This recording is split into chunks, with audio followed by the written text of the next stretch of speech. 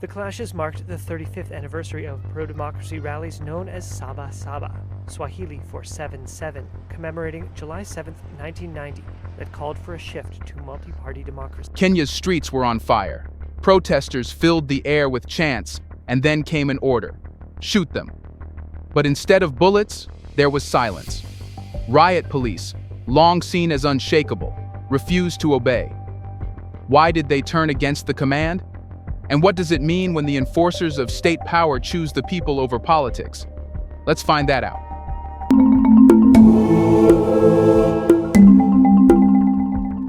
The demonstrations that swept across Kenya in recent weeks had already stretched the nation's nerves thin. Rising fuel costs, food inflation, deep-seated corruption scandals, and a string of controversial police killings had pulled thousands of ordinary Kenyans into the streets. Tensions were at a breaking point when the government allegedly issued an order that would change everything. Riot police were instructed to shoot protesters who refused to disperse or were seen damaging property, aiming for their legs as a means of control. For years, similar instructions might have gone unquestioned. Kenya's police have historically carried out hardline crowd control operations, often with tragic results. Yet this time, something snapped. Instead of falling in line, a segment of Kenya's riot police publicly refused to execute the order. Witnesses at one protest site described the moment as surreal. Officers gathered, listening to commands on their radios, only to shake their heads and lower their weapons. One clip, now circulating widely online, captures a voice shouting, "We will not shoot our people." The chant of protesters shifted almost instantly from anger to shock and then to applause. The images went viral overnight, sparking both celebration and controversy. To some, this was proof that Kenya's security forces were finally beginning to see protesters not as adversaries, but as fellow citizens. For others, especially within the political establishment, it was an alarming breakdown of command, a dangerous precedent that could embolden future unrest. Government officials, caught off guard, issued hurried statements claiming there had been no official shoot-to-kill directive, dismissing the circulating videos as taken out of context.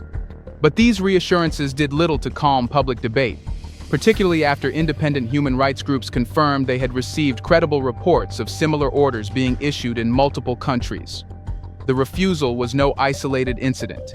It appeared to be spreading, as more officers questioned the morality and legality of the instructions.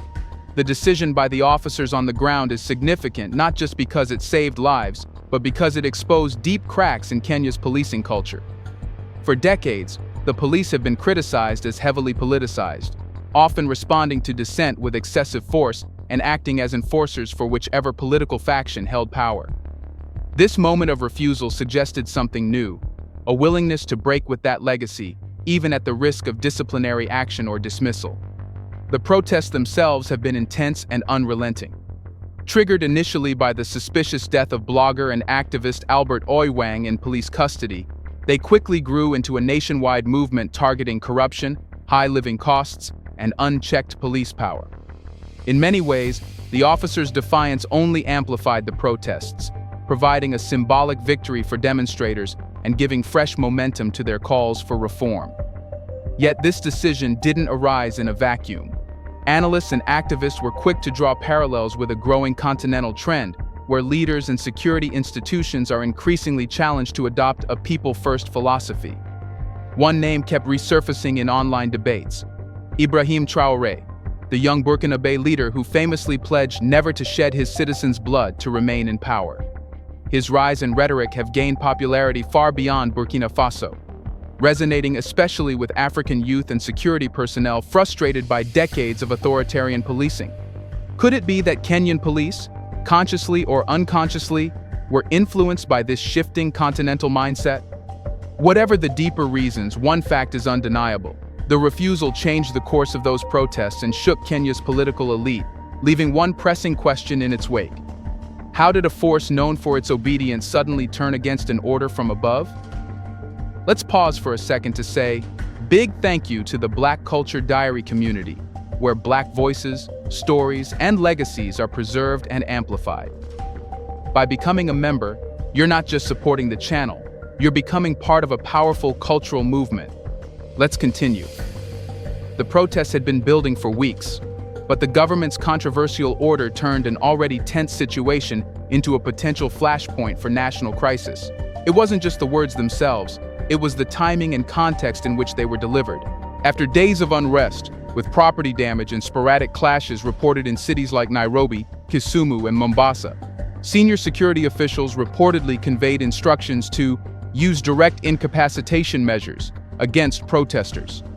In plain language, this meant targeting individuals with live rounds aimed at their lower limbs. To Kenya's political leadership, it was a show of resolve, an attempt to deter the destruction of public and private property while restoring a sense of state authority. To the officers who received the instructions, however, it was something different entirely, a direct challenge to their oath to protect life and uphold the rule of law. For many within the force, it echoed the darkest chapters of Kenya's policing history, from the 2007 to 2008 post-election violence to numerous cases of extrajudicial killings linked to anti-crime crackdowns in Nairobi's informal settlements. Officers who spoke anonymously to local media said the order was delivered abruptly and left no room for discussion. It was not framed as a request or a cautionary guideline. It was a direct instruction, one officer said, and it was clear it could lead to unnecessary deaths. For younger officers, particularly those who had joined the service in recent years under promises of reform, this was a step too far. Legal experts quickly weighed in, pointing out that Kenyan law and international human rights conventions strictly limit the use of lethal force to situations where there is an imminent threat to life. Shooting at protesters engaged in non-lethal acts like vandalism or road blockades failed to meet this threshold. The Kenya National Commission on Human Rights, KNCHR, issued a rare public statement warning that following such orders could expose individual officers to personal criminal liability. In other words, those pulling the trigger could find themselves on trial, even if they were just following orders. This legal context mattered because Kenya's police have undergone years of image rehabilitation efforts aimed at shifting away from the reputation of being a blunt instrument of political power. Police training now emphasizes crowd control through non-lethal means, negotiation, and de-escalation. Yet, the sudden order to fire at protesters' legs felt like an undoing of this slow progress, pulling policing culture back to an era when brute force was standard operating procedure. The timing also couldn't have been worse. Public anger was already high after weeks of demonstrations over food prices, tax hikes, and corruption scandals. The suspicious death of Albert Oiwang in police custody had ignited an anti-brutality movement that resonated across generations, from students to unionized workers. Introducing a shoot order into that climate was like striking a match over dry tinder. Even senior police officials appeared uncomfortable. Internal leaks suggested heated debates within the chain of command, with some commanders reportedly questioning how such an order would be perceived nationally and internationally. Security insiders noted that, unlike in the past, there was now greater fear of digital accountability. In an age of smartphones and live streaming, any use of firearms against unarmed civilians would be instantly recorded and shared worldwide, potentially sparking sanctions or travel bans against individuals involved. This internal conflict explains why, when the order finally reached officers on the ground, many chose to disobey rather than risk becoming the face of state brutality. Their refusal wasn't just an act of personal conscience. It was a calculated rejection of a policy that could destroy their careers and reputations.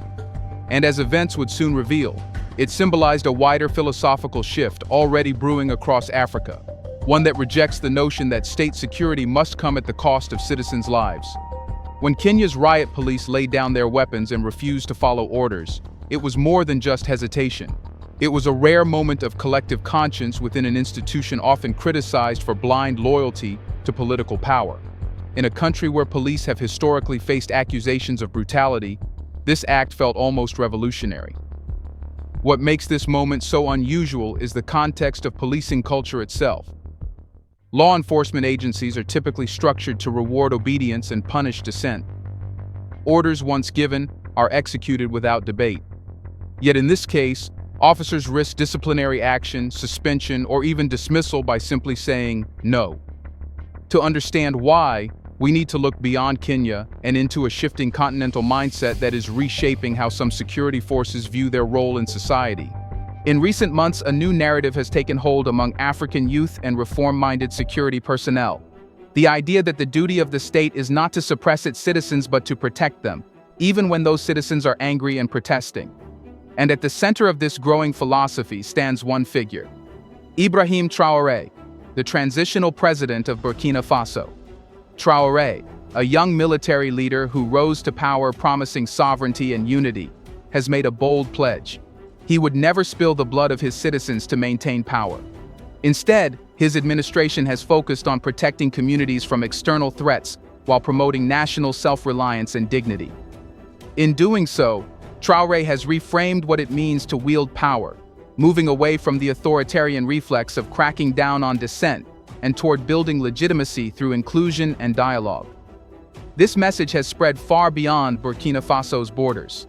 Across Africa, Traoré has become a symbol of leadership that prioritizes people over political control. Social media has amplified his speeches, turning them into rallying cries for reform-minded citizens and even security forces in other nations. For police officers in Kenya, especially younger recruits raised in an era of social media and Pan-African solidarity, the idea that real leaders don't kill their people may have weighed heavily as they considered the implications of the shoot order.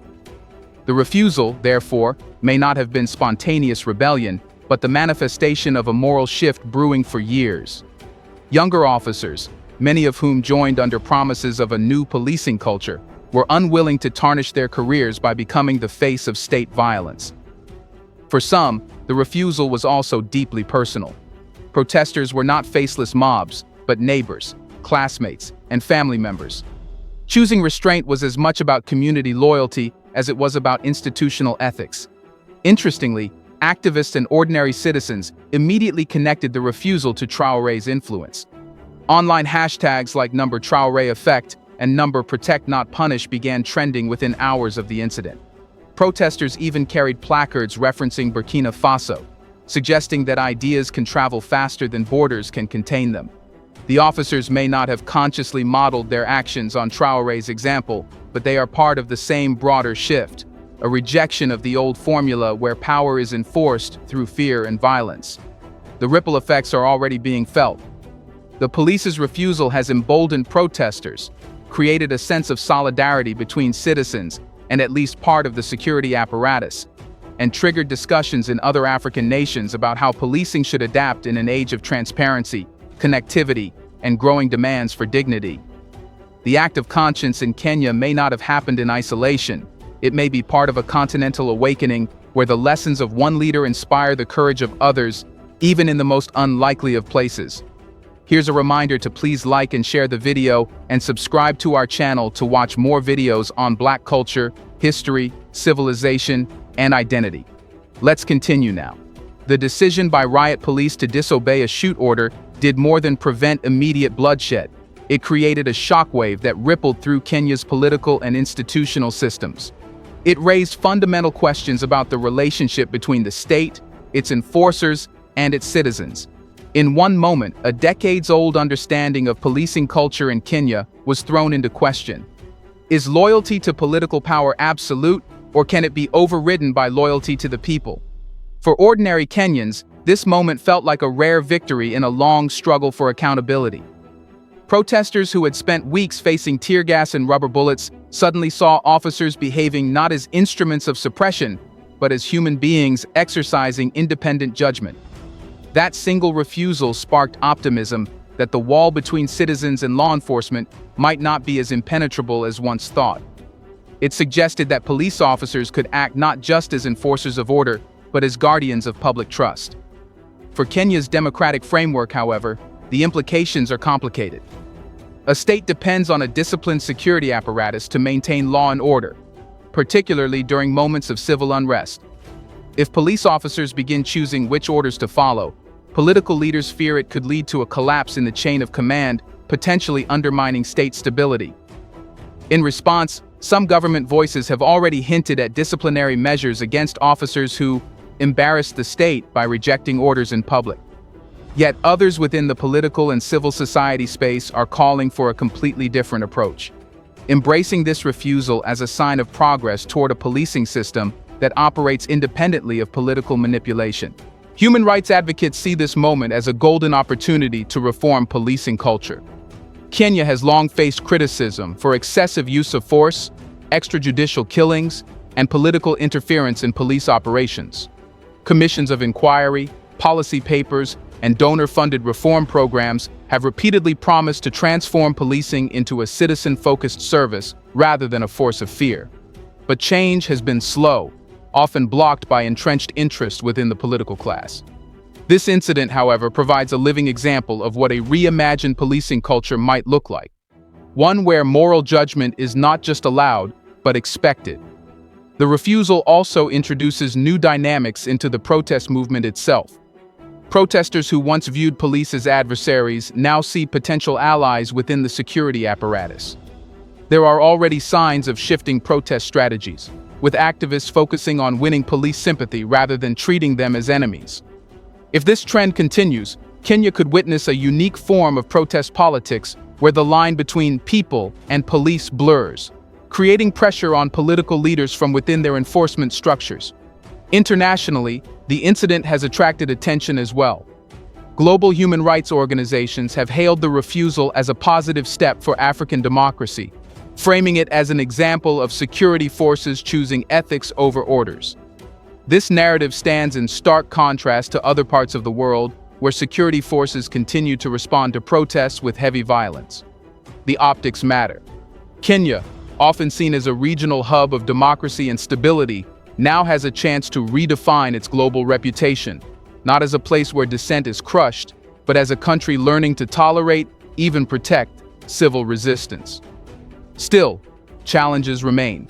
A refusal of this nature can either spark systemic reform or trigger a backlash where authorities tighten control to avoid future embarrassment. Whether this act of conscience becomes the beginning of a new democratic chapter or a temporary anomaly will depend on what happens next, how political leaders respond, how the judiciary interprets the legality of such refusals, and how the public sustains pressure for change. The events in Kenya may feel localized, but their implications extend far beyond Nairobi or Kisumu. Across Africa, there is growing evidence of a deep cultural shift within security institutions, a slow but steady rejection of authoritarian practices that once defined policing. The refusal by Kenyan riot police to obey a shoot order is being viewed as one of the clearest signs yet that this transformation is gaining traction. Historically, African policing systems were designed during colonial rule to control populations rather than serve them. Even after independence, many countries inherited these structures and used them to enforce political stability through fear. But a new generation of officers, raised in a world of social media, instant accountability, and Pan-African solidarity, is beginning to challenge this model.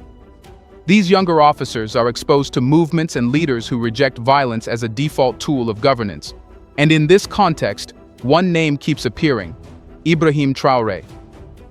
Traoré's leadership in Burkina Faso has captured the imagination of young Africans because it represents a break from the past. His promise to avoid shedding the blood of his citizens has become a rallying cry, resonating with a generation that sees leadership not as domination, but as partnership with the people. The idea that true strength lies in protection rather than punishment is spreading, aided by social networks where clips of Traoré addressing crowds circulate widely.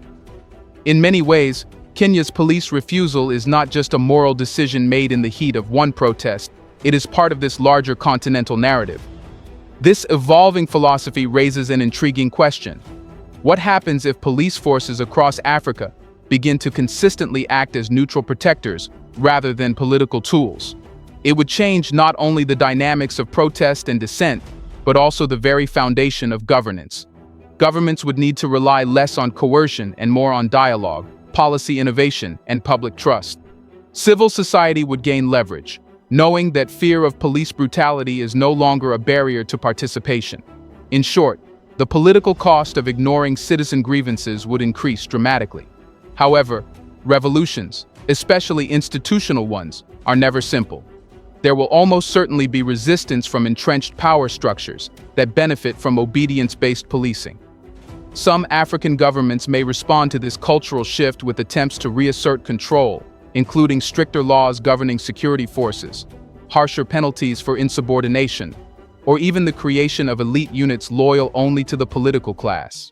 Such moves could create a dangerous split within security services, pitting reform-minded officers against those willing to maintain the old order for career security.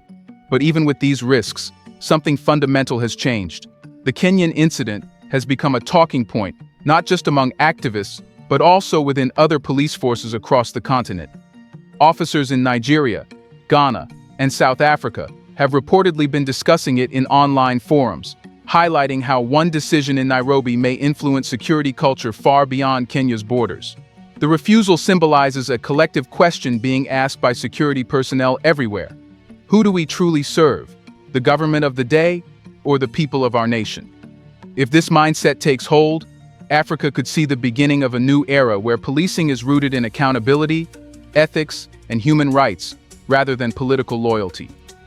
That shift would not happen overnight, but moments like Kenya's refusal create cracks in an old structure that once seemed unbreakable. And through those cracks, new possibilities for justice and democracy emerge. Kenya's riot police may not have intended to start a revolution, but their act of conscience has already altered the conversation. Whether it becomes a continental turning point will depend on how citizens, leaders, and security institutions respond in the months and years ahead. One thing, however, is certain.